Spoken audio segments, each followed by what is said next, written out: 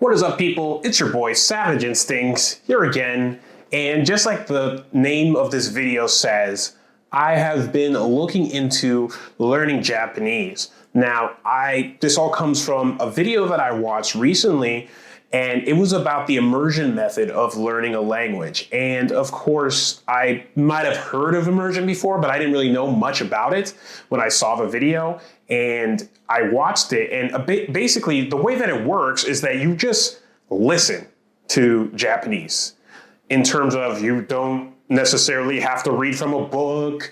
You don't have to, go to classes or anything like that. And I've tried to learn languages. Por ejemplo, yo puedo hablar un poquito de español, pero es muy difícil cuando yo trato a hablar con alguien. I could speak with people.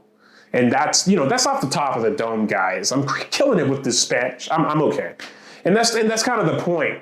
I'm a weeb. I love Japanese anime, and I love watching, all this Japanese stuff. And I've been watching it with subtitles for years. And yes, I've learned words like yamate kudasai and honto ni arigato and stuff like that. But come on, I really want to be able to, put on my favorite anime and just watch it and understand what's going on. And what this was basically telling me to do is go do that, but do it without the subtitles, which for me, of course, was dude, how am I going to understand? But that's the whole point. And I kind of understand this intuitively from learning some Spanish. Your brain has to be shocked into understanding something. I always think of language as a survival instinct, that there's people around you talking and you don't know what they're saying, and you need to figure out what they're saying. You're part of the tribe. You need to know what's going on around you, et cetera, et cetera. And if you don't trigger your brain to go into that state of problem solving, it's going to stay lax and take the path of least resistance. And the only way you're going to get past that is by constant immersion. Anyway, I'm going to link some videos, or the video that actually got me into this. I actually ended up subscribing to this guy. I forget his name right now, but it's going to be in the description because I just think that he did a really good job, talking about other ways you can learn Japanese, or any language for that matter. Just take the subtitles off. But then something interesting happens. So this is where it gets interesting. Have you ever really paid attention to Japanese culture? Have you really looked at it?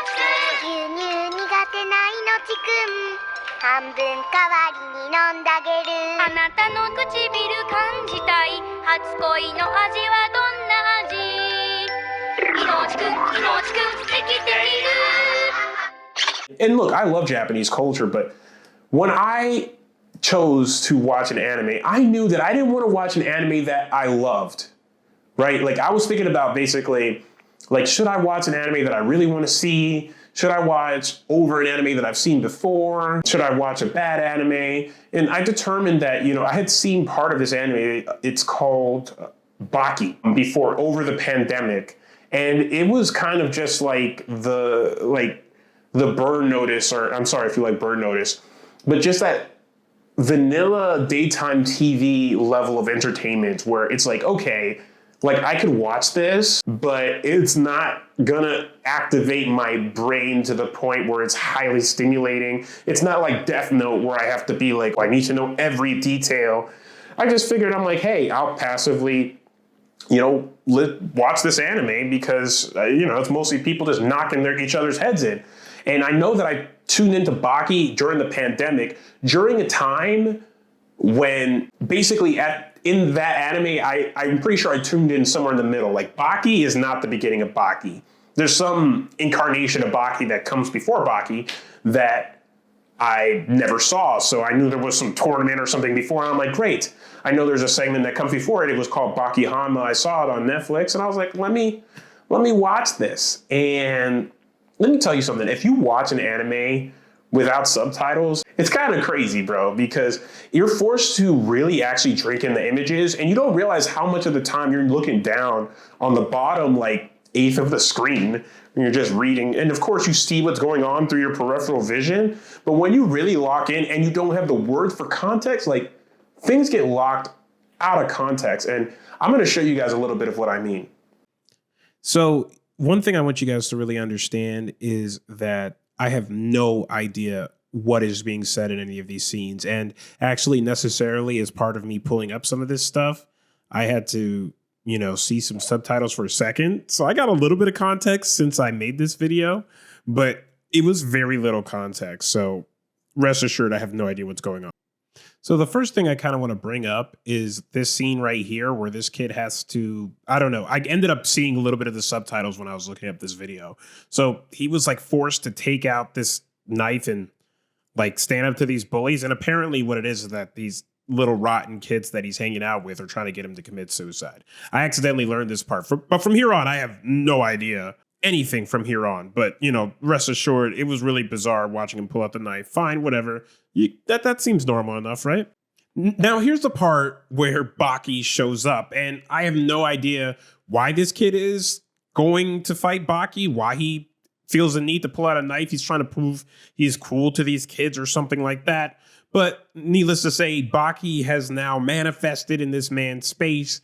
And of course, he does what any, grown adult, I guess, because he looks like a grown adult. They say he's the world's strongest senior. He does what any grown adult would do with somebody half his size that's probably like 12 years old. He takes his shirt off, flies behind him, and smacks him on the ass. He smacks him on the ass so hard that he flies up into the air and into the water. And look, I don't speak that much Japanese, but I was able to glean a little bit off of it. And I'm pretty sure, and someone could tell me if I'm wrong, he said, "We're friends now." Oh yeah, we're friends. That's how you make friends? You get half naked and then you smack him on the ass? Look at Baki here, man. He just sitting here with him with his jacket around him like they're on their first date, bro.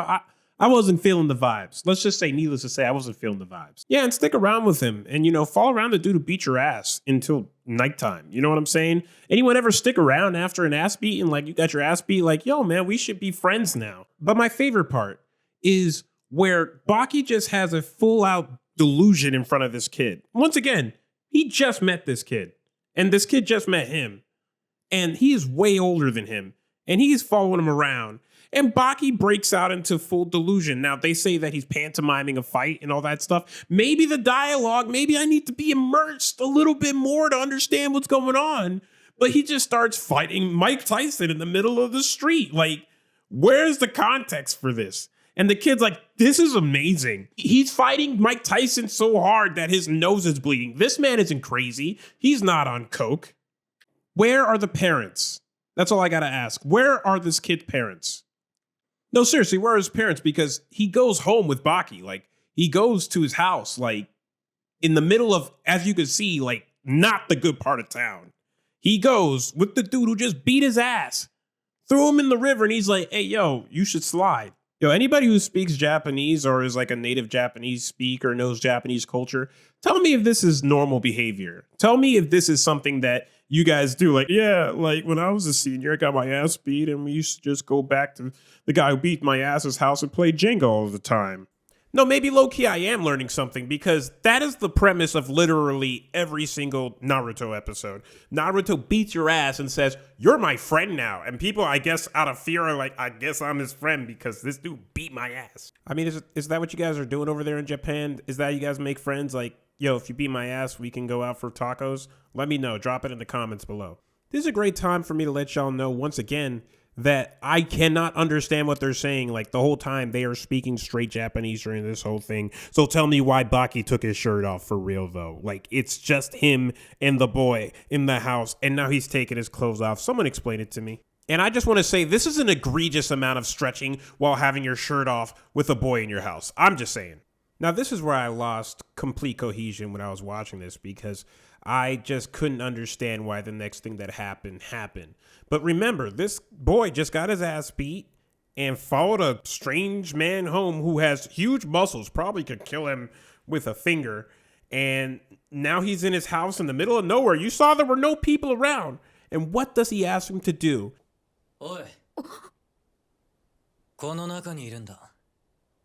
He says, hey kid, climb into my dungeon. I mean, that's the way I look at it. And that's why I'm asking where this kid's parents are at.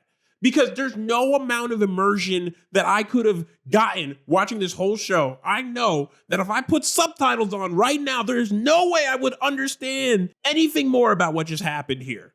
Why are you climbing into a dungeon with a stranger that you just met today, kid? You must not have anything to lose.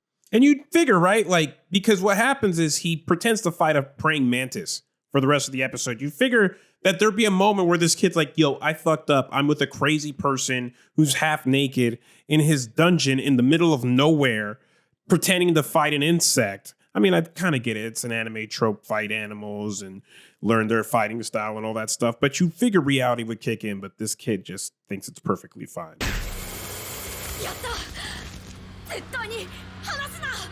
Listen, do I understand that there is probably something that makes this all make sense? Absolutely. Like, obviously, I don't speak Japanese. The whole point is to learn more, and I really did learn a lot of words. And I'm gonna also say, I'm actually feeling like this immersion method has a lot of promise to it, because I realize maybe I'm not getting every word, but I'm paying far more attention to what I hear, and I can hear the spaces between words much more. And there's much more context that's being revealed to me as I listen. And I can only imagine after thousands of hours of listening to a lot of Japanese that I'd learn a lot. But there's no damn reason why that boy should be crawling into that dungeon with a man who could crush him with his bare hands. No one could tell me that that's okay. And look, I'm not trying to say that Baki is doing anything unsavory. I'm just trying to say that it don't look right, okay? Sometimes you gotta look at anime with your eyes is what I'm trying to say. You gotta really pay attention, because we're so busy reading those subtitles and reacting to what they're telling us is going on that we can't see what's going on. Like, and it makes me wonder how many more animes are like this. I don't want to ruin some of my favorite animes by actually watching them, you know? Maybe I like the lie of the words. Anyway, this was just a little bit of fun I had because I was watching Baki and I was like, this is not what I anticipated it was. I hope you guys enjoyed the video. If you guys want to, I have a Discord where, we talk about all sorts of interesting things, share memes, and build, a great community with each other. I'm looking forward to making more videos now that I have my studio set up in a way that I really like. And I hope to see you on the next one. Don't forget to like and subscribe.